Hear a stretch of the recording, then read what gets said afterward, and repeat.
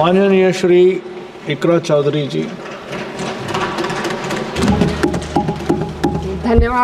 धन्यवाद सभापति महोदय, आपने मुझे इस विशेष चर्चा पर बोलने का मौका दिया। भारत के संविधान के 75वें वर्ष की चर्चा के मौके पर मैं सबसे पहले संविधान बनाने वालों की दूरदृष्टि को सलाम करती हूँ।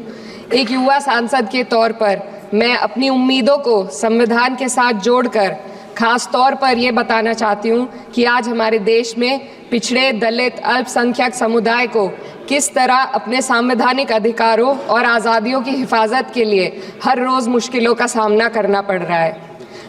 Doctor B.R. अम्बेडकर के कथन से अपनी बात रखना चाहती हूँ। उन्होंने कहा था, मुझे अपने भारतवर्ष पर फक्र है कि जिसके पास ऐसा संविधान है जो लोकतंत्र, समाजवाद और सेक्युलरिज्म को संजोता है।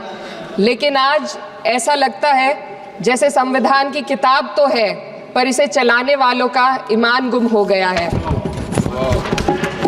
आज हिंदुस्तान में हर वर्ग को किसी न किसी चुनौती का सामना करना पड़ रहा है, मगर अल्पसंख्यक खास तौर पर मुसलमानों पर जो कहर टूटा है वो किसी से छुपा नहीं है।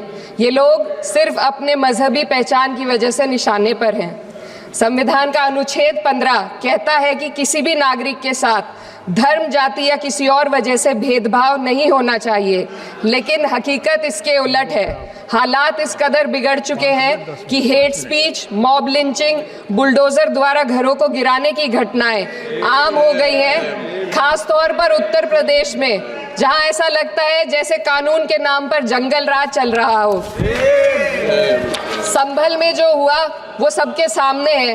पुलिस के संरक्षण में निर्दोष लोगों की हत्या की गई और सरकार ने चुप्पी साध ली। अल्पसंख्यकों पर हिंसा बढ़ती जा रही है, मगर सत्ता में बैठे लोग या तो आंखें मूंदे हुए हैं या फिर इन घटनाओं को बढ़ावा दे रहे हैं। हद तो तब हो जाती है जब न्यायपालिका की बात भी अनसुनी कर दी जाती है। सुप्रीम कोर्ट ने मॉब लिंचिंग पर 11 सूत्रीय निर्देश जारी किए थे।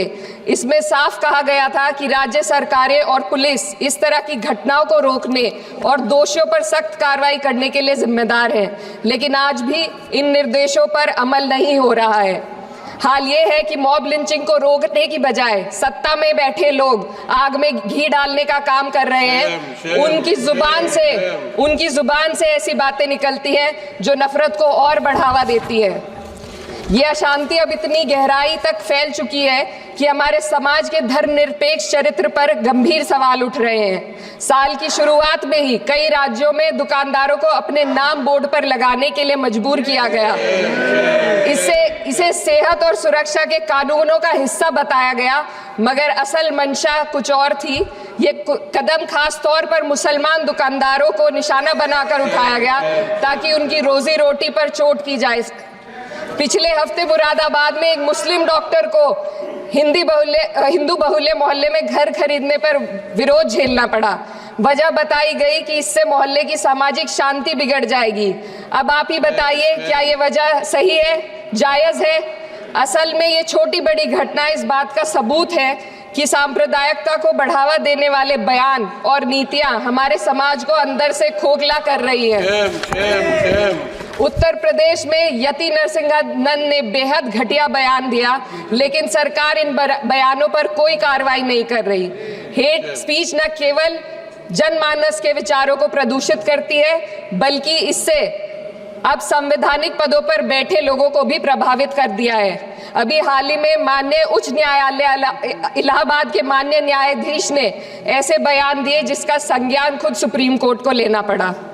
संविधान के अनुच्छेद 29 और 30 ने अल्पसंख्यकों को उनके मजहबी और सांस्कृतिक हक दिए हैं ताकि वो अपनी पहचान को बचा सके और अपने संस्थान चला सके, लेकिन आज उन्हीं हकों पर हर तरफ से चोट की जा रही है। वक्फ जैसे बिल लाकर उनके धार्मिक अधिकारों को छीनने की कोशिश की जा रही है। आज अल्पसंख्यक समुदाय को संविधान द्वारा दिए गए अपने बुनियादी अधिकार पाने के लिए लंबी लड़ाई लड़नी पड़ रही है। ऐसे कई मामले अदालत ने न्याय देकर संविधान की रक्षा की है, लेकिन अदालती प्रक्रिया में जो समय लगता है उसकी वजह से देश के सामाजिक ताने बाने को भारी नुकसान उठाना पड़ता है। मिसाल के तौर पर इलाहाबाद हाई कोर्ट ने 2004 के मदरसा एक्ट को रद्द कर दिया था, जिससे मदरसों के संचालन पर सवाल उठे।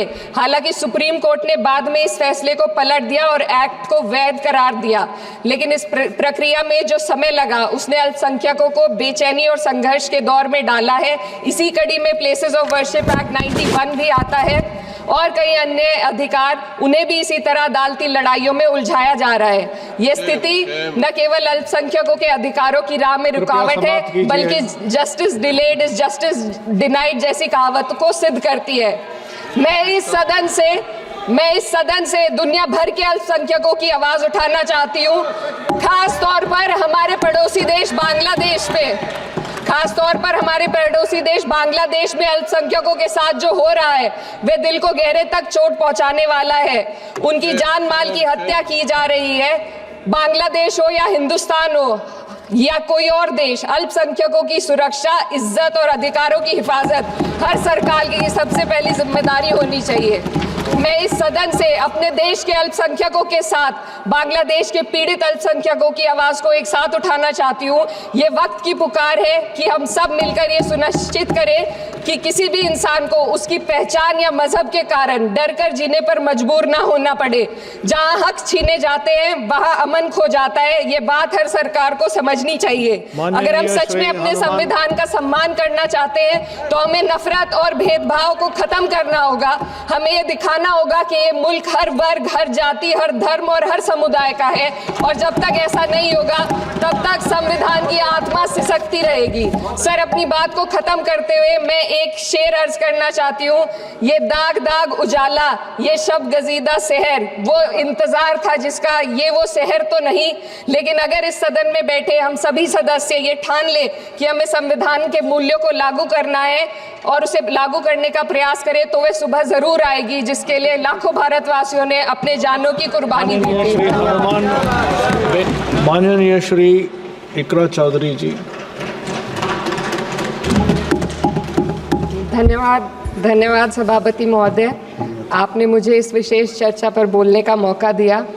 भारत के संविधान के 75वें वर्ष की चर्चा के मौके पर मैं सबसे पहले संविधान बनाने वालों की दूरदृष्टि को सलाम करती हूँ।